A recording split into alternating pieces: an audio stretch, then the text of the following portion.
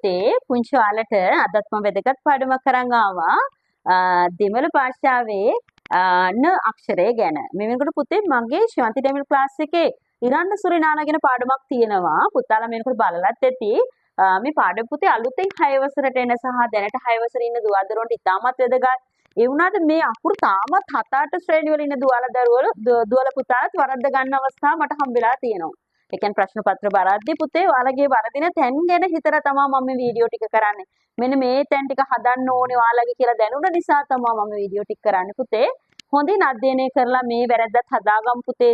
යම් තැනක වැරදීමක් තියෙනවා නම් ඒ වගේම නොදන්න යමක් තියෙනවා නම් පුතේ ඉගෙන ගමු. එතකොට අපිට දෙමළ භාෂාව හරිම පහසුවෙන් සහ නිවැරදිව ඉගෙන ගන්න පුළුවන් වෙනවා. නිවැරදිව ඉගෙන ගන්න පුළුවන් නේ. ඒ කියන්නේ යමක් අපි ඉගෙන ගන්න හරිම විදිය, නිවැරදි විදිය. හරි. අද අපි කතා කරන්න යන්නේ න අක්ෂරයක් ගැන. ඒතර දෙමළ භාෂාවේ න අක්ෂර 3ක් තියෙනවා පුතේ. කීයක්ද මම පුතාලා? න අක්ෂර 3යි. හරි. මෙයාගේ නම තමා පෙරියනානා. මෙයා තමයි මේ න පවුලේ.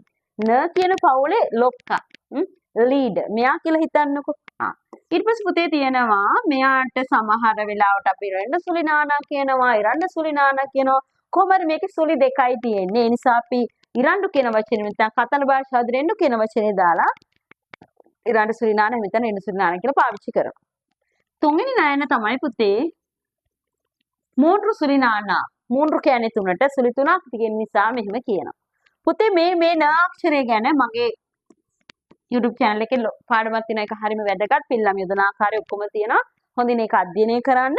අද මම කතා කරන්න යන්නේ පුතාලට මෙන්න මේ පෙරිය නානා ගැන තමයි අද මම කතා කරන්න යන්නේ. හරි. චුට්ටක් හිතන්නකෝ. දැන් අපි නයන වර්ග 3ක් ගැන කතා කරා. මෙන්න මේ නයන අද අපි කතා කරන්න යන නයන සිංහල භාෂාවේ දන්තද න වෙනුවට තමයි පුතේ දෙන්නේ. මොනවාද? දන්තද න. මේ අක්ෂරය දන්තද න. මේ අක්ෂරය මූර්ජද න වෙනුවට තමයි පුතේ දෙන්නේ. එහෙනම් පෙරිය නානා දන්තද න වෙනුවට, ඉරන්ඩ සුලිනානා දන්තද න වෙනුවට, මූන්රු සුලිනානා මූර්ජද න වෙනුවට. ඒතර පුංචි ගැටලුවක් එනවා සිංහල භාෂාවේ දන්තද න වෙනුවට දෙමළ භාෂාවේ නයන දෙකයි. මේ පාඩම බැලුවනම් පුතාලට පැහැදිලි වෙයි. මගේ පාඩම තියෙනවා බලන්න. ඉරන්ඩ සුලිනානා දන්තද න වෙනුවට යෙදෙනවා වගේම මෙයා වචනයක මැදයි අගයි විතරයි ඉන්නේ පුතේ. එහෙනම් වචනයක මැද අග දන්තද න ආවොත් පුතාලා දාන්න ඕනේ ඉරන්ඩ සුලිනානා. හරිද? මේ නයනේ වචනයක මුලට එන්නේ නැහැ. මේ නයන වචනයක මුලට එන්නේ නැහැ. හරිනේ. එහෙනම් ඒ ගැටලුව විසඳුණානේ. ඒ කියන්නේ පුතේ දන්තද න දෙකක් තිබ්බට එක ඒ කියන්නේ ඉරන්ඩ සුලිනානා ඉන්නේ වචනයක මැද සහ අගට විතරයි. හරි. අද අපි මෙයා ගැන කතා කරමු. කවුරු ගැනද කතා කරන්නේ? පෙරිය නානා ගැන. මෙන්න මෙයා ගැන නේද අපි කතා කරන්නේ. අපි කව මෙයා තමයි ලීඩර්. මෙයා තමයි නේද? නායකයා. මෙයා තමයි ඉස්සරහට යන්න ඕනම දෙයකට නෙගුවලේ පන්ති නායකයා. එයානේ පන්ති ප්‍රශ්නයක් ආවහම ඉස්සරහට යන්නේ නේ. පන්ති කොස්ස නැති වුණාම හොයාගන්න යන්නේ නේ. රයිට්. අපි නායකයෝ ගැන දන්නවා. එයා තමයි මොන හරි ප්‍රශ්නයක් අහම අපි වෙනුවෙන් ඒ කියන්නේ සමාජිකයින් වෙනුවෙන් ප්‍රශ්නෙට මුහුණ දීලා ඒවා නිවැරදි විසඳන්නේ. හරිද? ඒ වගේ තමයි මෙයා තමයි නායකයා. මෙයා තමයි ලීඩර්. හරි මෙයා තමා වචනයක මුල ඉන්නේ. ඒ කියන්නේ දෙමළ භාෂාවේ නයන්නින් යම් වචනයක් පටන් ගන්නවා නම් අනිවාර්යයෙන්ම වචනේ මුල ඉන්නේ මෙන්න මෙයා. එහෙනම් මෙයා වචනයක මුල තමා ඉන්නේ. පෙරිය නානා මොකද්ද මෙයාගේ නම?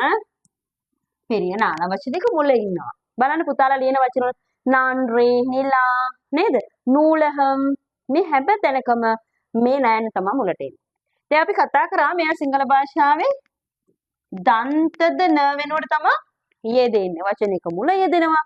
සිංහල භාෂාවේ දන්තද න වෙනුවට යෙදෙනවා. මෙයා සාමාන්‍ය වචනයක මැද යෙදෙනවා නම් හරිද?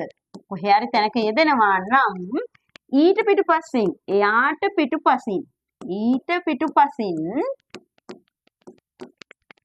ද කාර්යය තියෙන්න ඕනේ. මොකද පුතේ ද කාර්යය කියලා කියන්නේ? ද එකයි. හැබැයි වචනයක මැද තනියම තිබ්බොත් ද වෙනවා. ඒ කියන්නේ ද, දා, දිදි, දුදු, දෙදේ, දයි, දොදෝ, දව් කියන අක්ෂර තියෙනවා නම් ඊට කලින් නයන වචනයක මැද වුණත් පෙරිය නානා වෙන්න පුළුවන් කියලා කියනවා.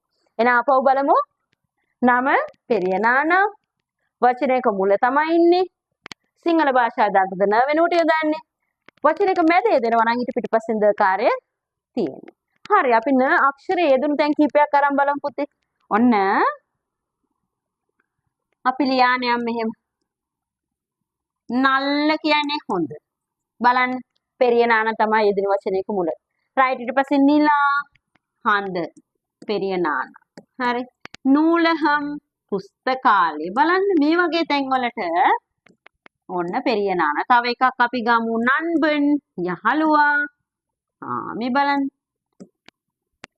හරි. තව අපි ගමු නෙට්‍රි නලල. එහෙනම් දෙමළ භාෂාවේ නයන්න වචනයක් පටන් ගන්නවා නම් මය පුතාලා අනිවාර්යයෙන් මේ නයන්න පෙරිය නානා වෙන්න ඕනි. හරිනේ. දැන් පැහැදිලි මේ වගේ වචන ගොඩාක් ලියලා පුරුදු වෙන්න. හරි? ඊට පස්සේ යන් අපි මේ වචන ටික දිහා පුතාලා හොඳට බලන්න. ඔන්න මම ලියනවා පන්දු. පන්දු කියන්නේ බෝලයට. ඉන්දු කියලා කියන පුතේ හින්දු අයට. ඊට පස්සේ අපි කියනවා ආපු ළමයා වගේ ආපු වණ්ඩ. ඊට පස්සේ අපි කියනවා උපන් කියන්නේ පිරන්ද. බලන්න මේවා කොහොමද තියා හොඳට අධ්‍යයනය කරන්න මයි පුතාලා. මේ ද අකුරට කලින් මේ හැමතැනම ද කාර්යය යෙදලා තියෙනවා. ඊට කලින් ඇවිත් තියෙන නයනු ටික බලන්න පුතේ. තව එකක් තියෙනවා මේ බලන්නකෝ. අපි ඔය කවුරුත් නැති අයට කියන්නේ කොහොමද? අනාදේ අනාතයා කියලා කියනෝනේ. ඒ අනාතයා කියන වචනේ පුතේ දෙමළ භාෂාවේ අනාදේ කියලා තියෙනවා. බලන්න ඒකෙත් මයි පුතාලා දෙයි කියන අකුරට කලින් නෑන මේ පෙරියනා. එහෙනම් ද කාර්යයට කලින් එන නෑන බොහෝ වෙලාවට වචනයක මැදදී අපි දාන පෙරියනාන. එහෙම නැතුව සාමාන්‍ය පෙරියනාන වචනයක මැද සහ අගේ දෙන්නේ නැහැ. හැබැයි මේ වචන දෙක දිහා බලන්න මයි පුතාලා. එනදු මගේ සනත්තොහෙයි ජනගහනය. මේ වචන දෙකේ හොඳින් බලන්න පුතාලා.